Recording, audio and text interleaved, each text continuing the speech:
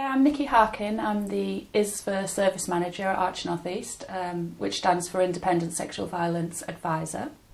That's a team of people that will work with somebody who might be thinking about reporting sexual violence, sexual abuse to the police, or may have already done so, and we'll support them through that process because it can often be quite a difficult time for people. We're probably one of the only services across the country that employ male staff. Anybody coming through our doors needs to feel safe and needs to feel that there's nothing they can say that can shock us, particularly with men that may have been abused. It can be incredibly difficult to come forward. It can be incredibly difficult to open up to another human being about what's happened to them. There can be a lot of anger. There can be feelings of that they should be dealing with it, that they should be strong enough to deal with it without asking for help, that they should be protecting their families, and that if they've allowed something like this to happen, that they're the ones in the wrong. And I think, we need to work with people to get them to understand that the abuser is the only person that is in the wrong. The abuser is the only person that has any responsibility for the abuse that's taken place. As you can imagine, for people that may have experienced childhood abuse, that can often lead to lots of damage that's built up over a lot of years, that we help to support them unravel in a safe environment that helps them to move forward. But it's a very individual journey. We work with people in their 60s that have just chosen to disclose for the first time in their lives. But we also work with young people from the age of 14 who thankfully have been brave enough to tell somebody what's happened to them, and it's been fairly recent. Often the big factor in coming forward is trust. It's about trusting somebody with that piece of information and knowing that they're not going to judge you and that you're going to have the control still about what to do with that going forward. This particular example reported the incident quite quickly, so had that input from police, reported what had happened. And it was a situation that was out drinking in the town centre, average night out, chatting to a person, having a few drinks, somebody new, an invite back to a flat for a last drink of the night, and then the incident took place. How do we make that person make sense of what's just happened?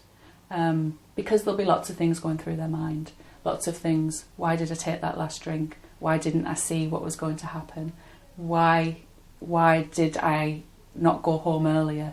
And what does it mean? What does it mean that I put myself in that situation? What will people think about me having been in that situation?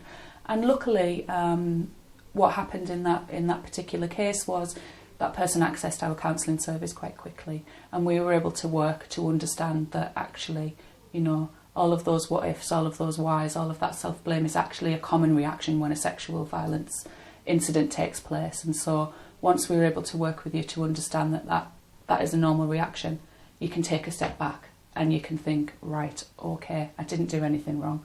I had a drink. Hundreds of men, thousands of men will have a drink across Middlesbrough, Stockton, Hartlepool this weekend. Not all of them will be raped, and not any of them deserve to be raped. And actually the only person that's to blame was the person that took that action.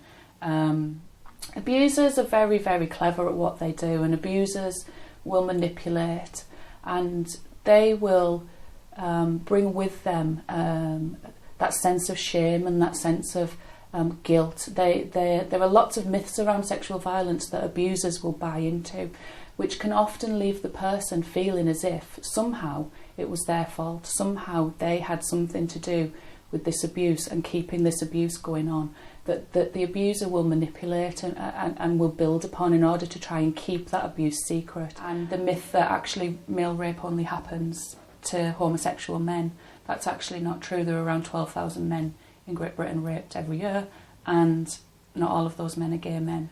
For males, there are lots of myths that are misunderstood.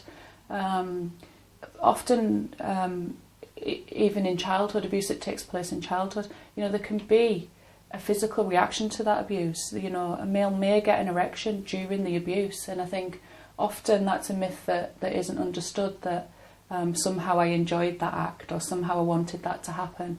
That's not the case. Your body reacts to physical touch, And so, over time, if an abuser manipulates, they'll try and get you to think that that was somehow because you were a party to that. So that's a massive myth for men coming forward. If you as the person that suffered it hold those beliefs and hold those views that you could have done more or should have done something differently, then how are you going to let people close enough to help you? And if you're not a gay man and you've been raped, what does that say about me? What does that mean? And how do I talk to my girlfriend, my mum, my friends, my family about that experience and about what's happened to me? When you can get through all of those hurdles into a court of law, when you can stand in a courtroom, face your abuser and say what you did to me was wrong, it can be incredibly powerful, and you can have a strong sense of justice. We may not always get the outcome we want when we go through a criminal justice trial, but the very act of shining a spotlight on somebody's behaviour, the very act of saying what you did was wrong, can be incredibly empowering, can be incredibly helpful towards recovery, and can be part of putting that life back together. Whichever route you come to us, we will never encourage you to go to the police if that's not something that you want to do or need to do. That's not our role. We're independent. We're there solely for the person. So if somebody comes to us and wants that help and doesn't want to report, that's absolutely fine. We're never going to take that control away from people. It's about doing what's right for them at the right time.